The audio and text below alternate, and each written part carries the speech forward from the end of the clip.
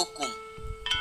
Hukum adalah peraturan berupa norma dan sanksi yang dibuat dengan tujuan mengatur tingkah laku manusia untuk menjaga ketertiban, keadilan, dan mencegah terjadinya kekacauan. Hukum merupakan peraturan atau adat yang secara resmi dianggap mengikat, yang dikukuhkan oleh penguasa atau pemerintah. Hukum juga dapat diartikan sebagai undang-undang dan peraturan untuk mengatur pergaulan hidup masyarakat. Ketaatan kepada peraturan dan hukum adalah sebuah konsep yang harus diwujudkan dalam diri setiap warga negara. Semakin seseorang itu taat hukum, maka bisa disimpulkan kalau tingkat kesadaran hukumnya juga tinggi. Pengertian hukum menurut Aristoteles tidak hanya merupakan kumpulan aturan yang dapat mengikat dan berlaku pada masyarakat saja, tapi juga berlaku pada hakim itu sendiri. Dengan kata lain, hukum tidak diperuntukkan dan ditaati oleh masyarakat saja, tapi juga wajib dipatuhi oleh pejabat negara. Adapun tujuan hukum adalah guna mencapai sebuah keadilan, artinya memberikan kepada setiap orang atas apa yang sudah menjadi haknya. Teori itu kini dikenal sebagai teori etis. Tujuan hukum adalah untuk menciptakan sebuah ketertiban, sehingga menjadi pokok terciptanya sebuah struktur sosial yang teratur. Selain itu, hukum memiliki tujuan lain, yakni membuat keadilan yang sesuai dengan masyarakat dan zaman dapat terwujud. Ada beberapa fungsi hukum yang perlu kita pelajari dan kita dalami. Berikut fungsi hukum diantaranya. Pertama, melindungi kepentingan bersama. Setiap manusia pada dasarnya membutuhkan perlindungan dari manusia lainnya, sehingga fungsi hukum juga untuk memberikan perlindungan terhadap kepentingan bersama. Adanya rasa terlindungi dan keadilan ini dapat tercapai apabila manusia menegakkan hukum dengan baik. Dengan menegakkan hukum secara baik, manusia dapat terhindar dari berbagai ancaman di sekelilingnya. Dengan mematuhi, menegakkan, serta melaksanakan hukum yang berlaku, maka kepentingan bersama dapat terrealisasikan. Yang kedua, yaitu mewujudkan keadilan sosial. Fungsi hukum berikutnya yaitu sebagai sarana untuk mewujudkan keadilan sosial. Hukum diciptakan dalam rangka melindungi serta menjaga kepentingan bersama agar keadilan sosial dapat terwujud. Masyarakat memiliki tujuan yang harus dicapai, maka diciptakan hukum sebagai salah satu alat atau sarana dalam mewujudkan cita-cita tersebut. Yang ketiga, menjaga hubungan manusia. Fungsi hukum juga meningkatkan serta mengembangkan hubungan antar manusia sesuai dengan kaidah hukum yang berlaku, sehingga hal ini dapat melindungi kepentingan bersama, baik secara individu maupun kelompok. Yang keempat, menyelesaikan pertikaian. Manusia tidak akan pernah lepas dengan masalah yang memicu terjadinya konflik. Maka, fungsi hukum salah satunya untuk menyelesaikan pertikaian. Sehingga, ketika terjadi konflik, baik individu maupun kelompok, hukum dapat menjadi penengah untuk mengatasi serta menyelesaikan masalah tersebut. Hukum juga berperan penting dalam menciptakan perdamaian dunia. Yang kelima, yaitu hukum juga berfungsi untuk menciptakan ketertiban. Hukum dapat membatasi gerak seseorang dalam melakukan berbagai aktivitas, sehingga hukum berperan penting dalam mencegah terjadinya perilaku yang menyimpang. Dengan mematuhi serta menegakkan hukum secara baik, maka dapat menciptakan ketertiban dan keteraturan masyarakat. Pembahasan terkait sejarah HAM atau hak asasi manusia. Apa yang dimaksud dengan hak asasi manusia? Secara umum, hak asasi manusia adalah hak-hak kemanusiaan yang melekat pada setiap orang, yang mana harus dijunjung tinggi, dijaga, dan dihargai tiap-tiap orang. Kemudian sering muncul pertanyaan, bagaimana sejarah hak asasi manusia, bagaimana konsep dasar hak asasi manusia, dan bagaimana hak asasi manusia ini dapat terbentuk dan berjalan, terutama di negara kita Indonesia. Awal mula dari munculnya konsep hak asasi manusia pada tahun 1215. yang mana ketika kekuasaan Inggris oleh Raja John saat itu dinilai semena-mena dalam memberikan hukuman kepada rakyatnya maupun dalam penarikan pajak. Raja dalam hal ini sebagai tangan panjang Tuhan di kala itu diberikan kewenangan absolut untuk memerintah dan apapun yang diucap merupakan titah. Hingga para baron yang tergerak batinnya untuk menentang sang raja dan memaksa raja untuk menandatangani sebuah perjanjian yang menjadi awal mula dari perlindungan manusia atas martabatnya, yaitu Magna Carta. Sampai pada tahun 1948 muncullah Deklarasi Universal tentang Hak Asasi Manusia yang digagas oleh Perserikatan Bangsa-Bangsa atau PBB untuk melindungi ketertiban dunia berdasarkan kemanusiaan. Hak asasi manusia juga berisikan prinsip-prinsip mendasar dalam kehidupan bermasyarakat di antara individu atau kelompok dengan negara dan tidak dimungkinkan sebaliknya. Prinsip hak antara lain prinsip universal, yaitu semua orang di dunia memiliki hak yang sama, tidak dibedakan karena setiap manusia lahir dengan kemerdekaan dan martabat yang sama dalam hak. Selanjutnya, prinsip persamaan dan non-diskriminasi, di mana hak semua manusia memiliki kedudukan martabat yang sama sehingga tidak seorang pun harus menderita diskriminasi berdasarkan ras, warna kulit, etnisitas, jenis kelamin, usia, bahasa, orientasi seksual, agama, pendapat politik atau pendapat lainnya, asal-usul nasional, sosial atau geografis, kecacatan, kekayaan, kelahiran atau status lainnya sebagai ditetapkan oleh standar hak asasi manusia. Kemudian selanjutnya ada prinsip saling tergantung dan saling terkait di mana masing-masing memberikan kontribusi terhadap sesama manusia. Dilihat dari awal mula konsep dasar HAM di Inggris yang sudah dibahas tadi, kemudian di negara kita juga sudah tercantum di dalam undang-undang bahwasanya hak asasi manusia itu harus dijaga, dilindungi dan dijunjung tinggi oleh tiap-tiap orang. Karena memang manusia adalah makhluk sempurna ciptaan Tuhan yang Maha Esa yang mana harus selalu dihargai dan dihormati sebagai sesama manusia. Maka dari itu sudah sepatutnya kita sebagai manusia untuk menghargai pendapat orang lain, menjaga kesejahteraan dalam berkehidupan bernegara dan berbangsa demi kehidupan yang sejahtera dan damai. Terima kasih. Wassalamualaikum warahmatullahi wabarakatuh. Assalamualaikum warahmatullahi wabarakatuh. Hai teman-teman, saya Nisrina Nur Hasanah, NIM 200002895 dari Prodi Bahasa dan Sastra Arab Fakultas Agama Islam Universitas Ahmad Dahlan. Pada kesempatan kali ini, saya akan mewawancarai salah satu tokoh masyarakat dengan tema bagaimana sih sistem hukum di Indonesia. Nah, untuk tidak memperpanjang waktu, langsung saja yuk kita tanya. Let's go! Assalamualaikum Bapak, selamat siang. Waalaikumsalam, selamat siang juga. Bagaimana Bapak kabarnya? Alhamdulillah hari ini baik. Alhamdulillah. Bapak, saya Nisrina Rasana, mahasiswa Universitas Ahmad Dahlan. Nah teman-teman, saat ini saya bersama Bapak Rahmat Khairul. Baik Bapak, saya ingin mengajukan beberapa pertanyaan nih Pak tentang sistem hukum di Indonesia. Ya baik. Baik, menurut Bapak nih, sistem hukum seperti apa nih Pak yang cocok dikembangkan di negara kita Indonesia? Sebenarnya sistem hukum Indonesia kita kan udah berasaskan Pancasila. Sebenarnya untuk sistemnya sih sudah cocok ya. Jadi nggak ada pergantian lagi, hanya dalam segi praktek yang perlu disesuaikan dengan sebagaimana benarnya bahwasanya sistem hukum negara Indonesia berasaskan pada Pancasila. Jadi apapun hukum yang diterapkan di Indonesia harus berdasarkan Pancasila. Jadi kalau tidak berasaskan Pancasila, maka semua itu tidak akan sesuai, menyimpang dari apa yang sudah diterapkan oleh Poniek Vander pada masa yang lalu gitu. Oh, baik Bapak.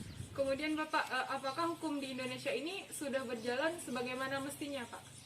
Untuk sebagian kasus sudah berjalan ya, karena seperti kita lihat dari kasus korupsi EKTP dan beberapa korupsi, sebagian sudah berjalan sebagaimana mestinya. Namun ada juga beberapa kasus yang yang tidak sebagaimana mestinya, seperti kasus-kasus yang belum terungkap seperti Novel Baswedan yang sampai sekarang kasusnya belum terkuak, dan beberapa kasus lagi masih ada juga yang belum. Tapi sebagian kecil kasus di Indonesia sudah terselesaikan dengan baik seperti itu. Baik Bapak, pertanyaan terakhir nih Pak. Apakah penegak hukum kita itu sudah 100% netral dari pengaruh siapapun yang berkuasa? Menurut saya banyak sekali penegak hukum di Indonesia yang belum netral dari segala tindakan yang diambil untuk melaksanakan praktek hukum yang ada di Indonesia, seperti polisi. Banyak juga yang tekanan-tekanan dari luar, seperti pimpinan-pimpinan di atas, maupun dari berbagai pihak seperti hakim yang masih banyak kasus-kasus yang diintervensi oleh pihak atas, seperti hakim, jaksa, pengacara, dan beberapa lain. Masih banyak intervensi yang terjadi di dalam ruang lingkup penegak hukum yang ada di Indonesia. Jadi tidak 100% bahwasanya penegak hukum yang ada di Indonesia itu netral. Oh, baik Bapak. Terima kasih Bapak atas waktunya. Terima kasih juga atas sama-sama. ilmunya. Selamat siang. Assalamualaikum warahmatullahi wabarakatuh. Selamat siang. Waalaikumsalam warahmatullahi wabarakatuh. Nah teman-teman, itulah tadi wawancara singkat mengenai bagaimana sih sistem hukum di Indonesia. Insya Allah ilmunya bermanfaat untuk kita semua. Jangan lupa jaga kesehatan, tetap bahagia ya. Dadah. Assalamualaikum warahmatullahi wabarakatuh. Assalamualaikum warahmatullahi wabarakatuh. Waalaikumsalam warahmatullahi wabarakatuh. Perkenalkan, nama saya Adilah Alamira. Saya mahasiswi semester 2 program studi Bahasa dan Sastra Arab Universitas Ahmad Dahlan Yogyakarta. Di sini saya sudah bersama dengan Ibu Yugiarti selaku Wakil Ketua Pimpinan Cabang Aisyah Kecamatan Gedek. Bagaimana kabarnya Ibu? Alhamdulillah sehat. Alhamdulillah. Di sini saya ingin mewawancarai Ibu tentang penegakan hukum yang ada di Indonesia. Mungkin langsung saja ke pertanyaan pertama, yaitu menurut Ibu apakah penegakan hukum di Indonesia ini sudah berjalan dengan semestinya? Menurut pendapat saya, penegakan hukum di Indonesia belum berjalan dengan baik karena masih banyak koruptor-koruptor yang terkena hukuman sangat ringan. Seharusnya hukuman di Indonesia diberikan bersifat adil bagi siapa saja. Penegakan hukum di Indonesia dapat berjalan dengan baik jika dimulai dari cara penegakan hukumnya itu sendiri, gitu Mbak. Nah, apabila penegakan hukum di Indonesia sudah berjalan dengan baik, insya Allah Indonesia akan menjadi negara yang lebih maju lagi. Itu pendapat dari saya.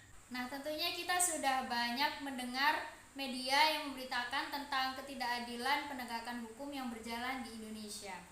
Menuju pertanyaan kedua, bagaimana menurut Ibu Yugiarti ini bagaimana membangun kembali kepercayaan masyarakat mengenai penegakan hukum yang berjalan di Indonesia?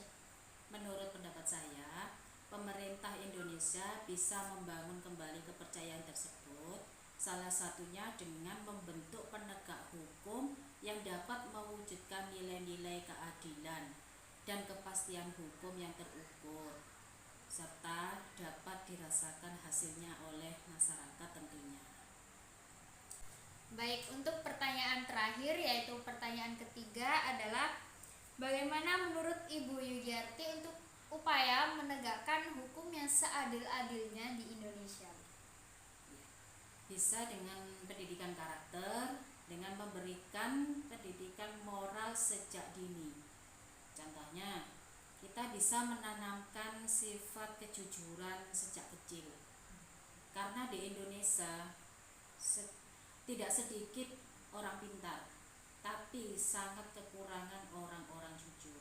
Misalnya ada aparat penegak hukum ketika menerima suap itu sudah termasuk perbuatan yang tidak terpuji, tidak patut dicontoh, juga tidak mencerminkan sifat kejujuran. Itu menurut saya. Nah, dapat ditarik kesimpulan dari semua jawaban Ibu Yugiarti bahwa memang pada hakikatnya kita sebagai rakyat sangat mendambakan penegakan hukum yang sangat adil untuk berlaku di Indonesia. Nah, mungkin itu saja wawancara singkat tentang sistem penegakan hukum di Indonesia. Semoga semuanya bermanfaat bagi kita semua. Sekian, wassalamualaikum warahmatullahi wabarakatuh. Assalamualaikum warahmatullahi wabarakatuh. Selamat siang, Bu. Selamat siang. Saya Ahla Zakia Arafi, mahasiswa dari Universitas Ahmad Dahlan, program studi Bahasa dan Sastra Arab semester 2, akan melakukan wawancara. Maaf, dengan Ibu siapa ya, Bu? Dengan Siti Mutmainnah. Baik, izinkan saya mewawancara Ibu tentang hak asasi manusia di Indonesia. Apakah penegakan hak asasi manusia di Indonesia sudah berjalan dengan baik dan benar? Menurut saya belum, Ya, mengapa ya, Bu? karena masih banyaknya tingkat kejahatan dan kriminal yang cukup tinggi di Indonesia, terutama di daerah. Seperti contohnya seperti Nah, seperti tawuran. Terus ada lagi yang sampai sekarang itu kasusnya Tanjung Priok itu loh. Itu kan dia belum selesai sampai sekarang dan belum jelas bagaimana penyelesaiannya pemerintah itu. Jadi masyarakat masih bertanya-tanya kenapa terjadi peristiwa yang harusnya sudah selesai bertahun-tahun seperti ini masih belum selesai juga. Itu salah satu contoh yang harus segera diselesaikan menurut saya untuk pemerintah. Ya, baik. Lalu, apakah yang menjadi penyebab terjadinya pelanggaran HAM? Salah satunya sikap egois, terus rendahnya kesadaran tentang HAM, terus salah satunya sikap toleransi yang kurang. Itu menjadi penyebab yang benar-benar sangat fatal gitu, terutama kalau menyangkut ras, terus suku, itu seperti itu tuh penyebab utama yang harus kita hindari.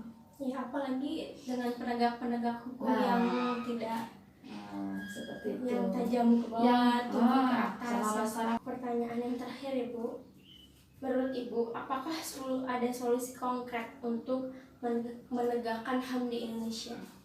Meningkatkan kesadaran HAM sehingga tidak terjadi tajam ke bawah dan tumpul ke atas. Jadi akan menciptakan suatu keadilan. Itu salah satu solusi yang mungkin bisa diterapkan pemerintah ke masyarakat untuk mengurangi tindakan-tindakan atau kriminal-kriminal yang terjadi selama ini. Itu saja Ya, dari saya. berarti selain dari rakyat sendiri, yang paling penting itu dari pemerintah. Iya, karena dari pemerintah itulah kan pemerintah yang ituin rakyat. Jadi contoh untuk rakyat, kalau pemerintahnya bagus, dia adil, dia tidak sewenang-wenang, insya Allah rakyat juga akan merasakan keadilan yang merata gitu. Baik, Bu, terima kasih. Mungkin sekian pertanyaannya. Terima kasih sudah berkenan di wawancara. Iya, sama-sama.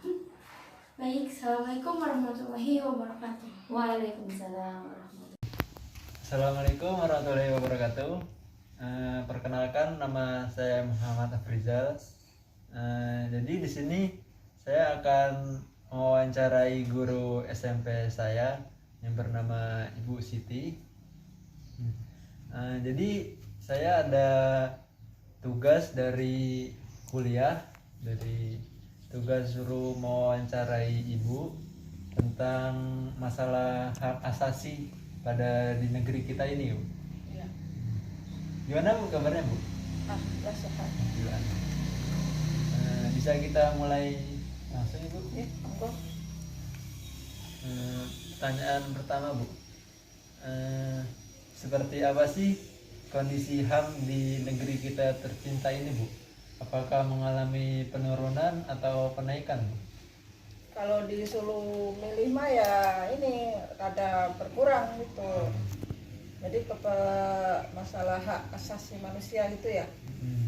Itu masyarakat tuh sekarang malah pada pudar gitu. Mungkin hak-hak dari rakyat tuh banyak yang terbengkalai, terus rakyatnya pada kecewa gitu. Dulu-dulu kan yang pada calon kampanye itu kan menjanjikan hak-hak itu, tapi setelah dia jadi pejabat kenale itu, jadi rakyatnya udah pudar percayanya.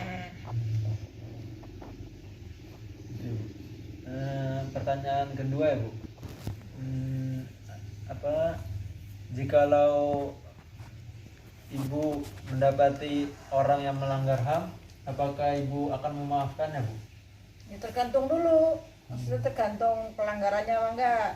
Kalau pelanggarannya berat ya harus dikasih sanksi, yang terus direhabilitasi gitu loh. Jadi jangan asal memaafkan gitu. Nanti dari kesalahan itu bisa ditimbang. Kalau dia patut dimaafkan ya dimaafkan. Kalau kesalahannya berat ya harus dikasih sanksi gitu.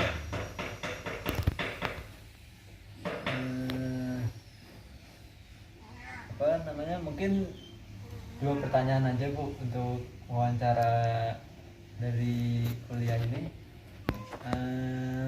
Makasih Bu telah meluangkan waktunya untuk telah saya wawancarai. Mohon izin pamit undur diri ya Bu. Ya, hati-hati ya. Sehat-sehat dulu ya Bu. Iya. Assalamualaikum warahmatullahi wabarakatuh.